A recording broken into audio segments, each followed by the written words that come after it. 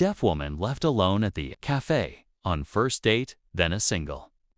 Dad with his quadruplets walked up. She reached the café earlier than necessary, as if arriving on time could somehow protect her from disappointment. The place was busy and that soft, everyday way people talking, laughing, moving chairs, but to her, it existed in silence, a series of visual moments stitched together. She chose a small wooden table near the glass window, where she could see the street clearly. The chair across from her was empty, clean, waiting. She placed her phone gently beside her coffee and sat upright, smoothing her dress, reminding herself to breathe slowly. First dates always made her nervous, not because of fear, but because of hope, and hope could be heavy. She had met him online weeks ago. He had been kind in his messages, patient, curious in the right way. When she told him she was deaf, he responded quickly, saying it didn't matter, that he admired her strength. That communication was more than just sound. She had smiled when she read that, cautious but warmed. Too many people said similar things and disappeared once reality arrived. Still, she agreed to meet him. Sitting there now, she checked the time for the first time. 5 minutes passed. Not unusual. She told herself not to overthink. People entered and left the cafe in small waves. Each time the door opened, her attention lifted instinctively. A man walked in with a confident step. Her heart rose, then settled when she saw it wasn't him. A couple passed by the window, laughing, their reflections sliding across the glass. She stirred her coffee slowly, watching the movement of the spoon. 10 minutes passed, then 15. Her phone remained silent. She resisted the urge to text him first. She had learned, over time, that chasing explanations rarely brought peace. She checked the time again, more deliberately this time. 20 minutes. A familiar feeling crept in. Not sharp enough to hurt yet, but heavy enough to notice. She lowered her gaze, pretending to read something on her phone, though the screen had gone dark. Memory surfaced uninvited moments, other places where she had been overlooked, misunderstood, or simply forgotten. She had spent years building confidence, teaching herself that her worth was not defined by who stayed or left. Still, moments like this tested that belief. She set the phone face down and wrapped her fingers around the warm cup, grounding herself. If he didn't come, she would finish her coffee and leave with dignity. She told herself this firmly. She would not let a stranger's absence undo her calm. Yet the empty chair across from her felt louder with every passing minute, a visual reminder of expectations unmet.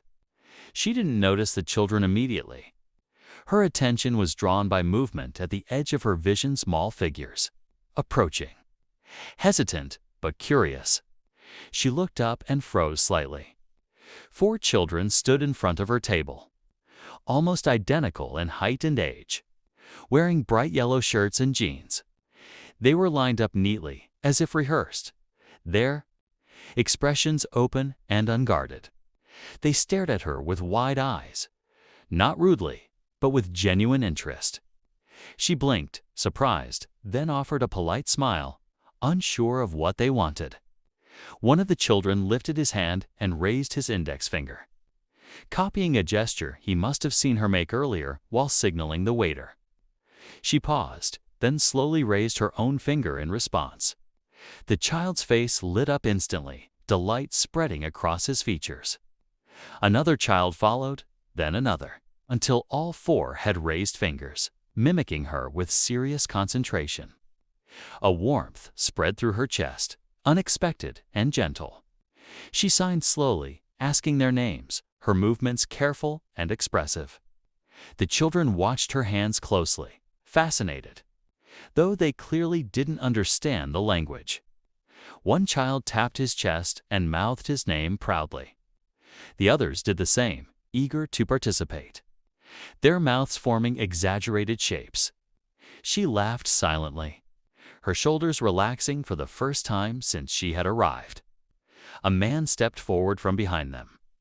He looked apologetic, slightly flustered, as if unsure whether to intervene. He signed awkwardly, enough to say he hoped his children weren't bothering her. His signs weren't perfect, but they were sincere. She shook her head quickly, smiling, and signed back that it was fine. She corrected one of his hand shapes gently, and he laughed at himself, embarrassed but grateful. He explained, partly with signs and partly with careful speech, that the children were his quadruplets, endlessly curious and completely unafraid of people. He gestured to the empty chair across from her, asking if it was okay for them to sit for a moment. She hesitated, glancing briefly at her phone, then nodded. The children climbed onto the bench beside her, their feet swinging, energy buzzing between them. As they settled, he introduced himself properly. He told her he was a single father. That life was busy and chaotic. But moments like this reminded him why curiosity mattered.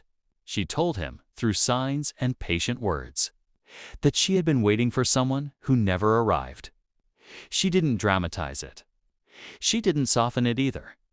He listened without interrupting, without pity, and that alone felt rare. The children watched their exchange closely, sensing something important was happening, even if they didn't understand the details. One of them leaned closer to her, studying her hands, then tried copying a simple sign she had made earlier. She repeated it slowly, encouraging him. The others followed, their small hands moving clumsily, but enthusiastically. She felt something shift inside her. A quiet reminder that connection didn't always come in the form you expected. For the first time since sitting down, she forgot to look at the door. The moment did not end when the first smiles faded. Instead, it settled into something deeper and calmer. The children remained close, their curiosity gentle and sincere. They watched her hands as if each movement held meaning beyond words. She slowed her gestures, repeating simple signs so they could follow. Every small success filled them with pride, and their excitement was impossible to miss. Their father observed quietly, his expression thoughtful, as though he were witnessing a form of communication he had always known existed, but had never fully understood. She took time to learn their names properly, matching each name to a face, ensuring no one felt lost in the group. He shared how difficult it was to raise for children alone, how people often saw them as one story rather than for separate lives. She nodded, understanding deeply. She spoke of her own journey, of constantly reminding others that silence did not mean absence, that her world was full, even without sound. Their experiences were different, yet they touched the same place, creating an unspoken bond.